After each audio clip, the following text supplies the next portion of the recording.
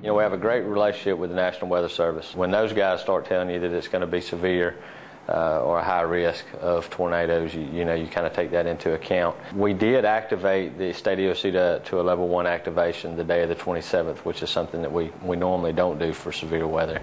So we had a pretty good idea that it was going to be bad. Did not have any idea it was going to be as bad as it ended up being. President Obama declared a major disaster. He has activated the emergency programs, including individual assistance. On the way down, you know, with our history of tornadoes, I certainly expected to see destruction. I certainly expected to encounter some serious needs. Quite frankly, was not prepared for the level of devastation that struck the state of Alabama on that day. Places in the state that look like a nuclear bomb went off. Our main mission in the first couple of days ended up being commodities. We supported them with water, with tarps, you know, to put on roofs, to help do minimum repairs, and to start engaging with the population to get our community relations folks out, to get the word out that help was on the way. From the state level, we were reaching out to our first responders through our mutual aid system, and we're again blessed to have a great first responder network in Alabama. Not just with our paid first responders, but our volunteers and our faith base. So, you know, we were doing the things at the state level that we needed to do to make sure that we had all of our resources ready to go prior to FEMA. Well, you know, all disasters begin and end locally.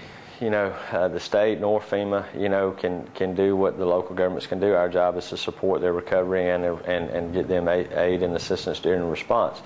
So, you know, the best way to describe that and the way we look at that is, you know, the best way to eat an elephant is one bite at a time. In the early days of any event, especially a no-notice event, the biggest challenge that you have is to wrap your arms around it, to get a sense of, you know, how serious is this really? You know, what is the loss of life? What are my unmet needs? How many people require food? How many people require water? How many people require emergency shelter? This event created over 10 million cubic yards of debris. We're at the point where we have 90% of that picked up. We have over 9 million cubic yards picked up. That's phenomenal by any measure.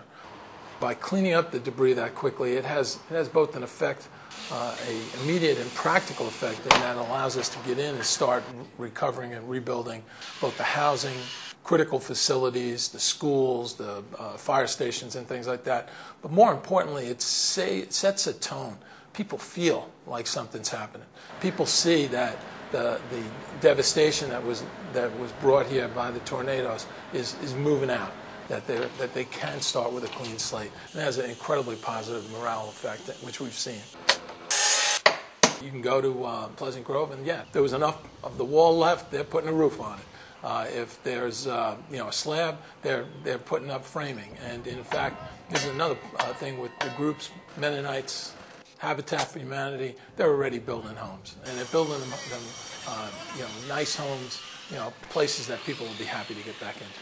I'm very pleased on the schools. You know, we'll have our first day of school generally starts on August 15th, and we'll have everything in place for the temporary schools for our campuses that were destroyed. That was one of our goals early on. Alabama is a very robust state. The state capabilities, but also the citizens. You know, the whole community concept. The fact that, you know, neighbors helping neighbors. This was a heartfelt example of that. We're Alabamians. We always come back. There's not a shadow of a doubt that they're going to come back stronger. They're going to come back with a lot more community involvement and togetherness. You know, anytime a tragedy like this hits your community or hits your state, you know, you come out of it looking stronger.